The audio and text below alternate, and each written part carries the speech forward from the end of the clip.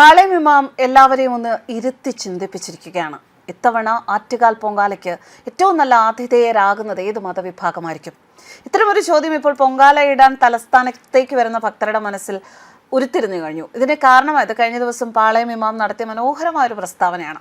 ആറ്റുകാൽ പൊങ്കാലയ്ക്ക് എത്തുന്നവർക്കായി മസ്ജിദുകളും വീടുകളും തുറന്നു കൊടുക്കണമെന്നാണ് പാളയം ഇമാം പറഞ്ഞിരിക്കുന്നത്. പൊങ്കാലയ്ക്ക് എത്തുന്നവർക്ക് വിശ്രമിക്കണം, അവരുടെ വിശ്രമത്തിനായി മസ്ജിദുകളും വീടുകളും തുറന്നു നൽകണമെന്നും പൊങ്കാല ദിവസം ഭക്ഷണവും പാനീയവും കരുതണമെന്നുമാണ് പാളയം ഇമാം ഡോക്ടർ സുഹൈബ് മൗലവി പറഞ്ഞത്. എന്തായാലും ഇതൊരു പുനർചിന്തനത്തിന് കാരണമായിരിക്കുകയാണ്. തലസ്ഥാനത്തുള്ള ആരാധനാലയങ്ങളും അവിടുത്തെ ആചാര്യന്മാരും ഒക്കെ ഇപ്പോൾ ചിന്തിക്കുകയാണ്, നമ്മൾ ഇനി മോശക്കാരാകാൻ പാടില്ല, നമ്മുടെ ആരാധനാലയങ്ങളുടെ വാതിലുകളും അതുപോലെ തന്നെ തുറന്നു കിടക്കണം. മതസൗഹാർദ്ദത്തിന്റെ മനോഹരമായ ഒരു പാതയാണ് ഇമാം വെട്ടിത്തെളിച്ചിരിക്കുന്നത്.